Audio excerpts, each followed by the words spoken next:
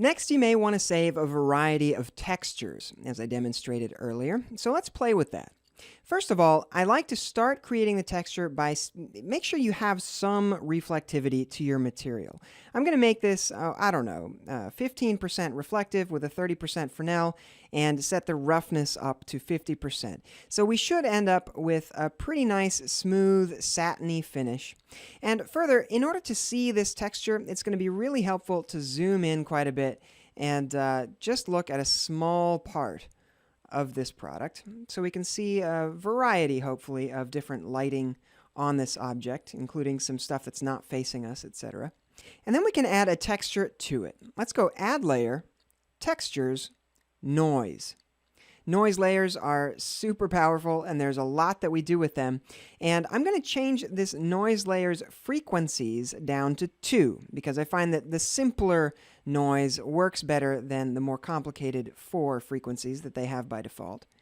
And in the texture locator properties, make sure the projection type is set to solid, and then set the size down to, I don't know, let's start with 100 100 micrometers, and then we'll end up with a very, very fine texture on this thing. But right now it's just affecting the diffuse color, right? Let's right-click that, Surface Shading, Bump. Now our noise layer is affecting the bump of the underlying material. Perfect.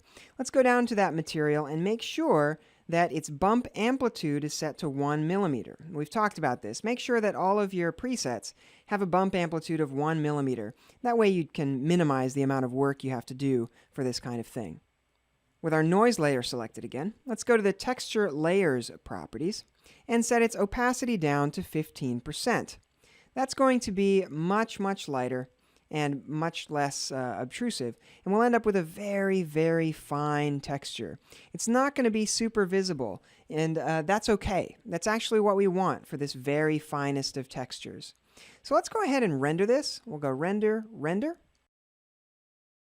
And that's going to give us a nice preview of this texture. Then we can right-click the noise layer itself and save that as a preset. Then we'll head to my Assets directory. I'm going to look in my Textures folder. I can save this as my fine texture and hit Save. Yes, that's what I want. Let's go to my Textures here. I'll go to Materials, Textures, and right-click that newly created preset, replace icon with Last Render, and now we have a fine texture.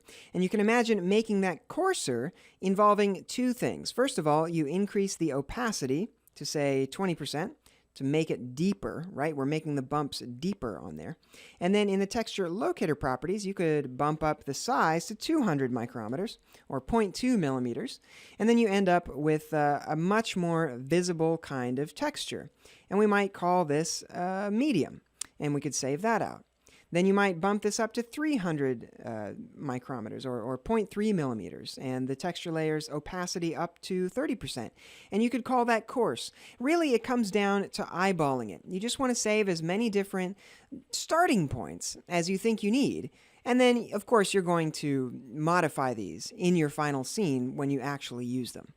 All right, create a few of those, and then we'll add some colors.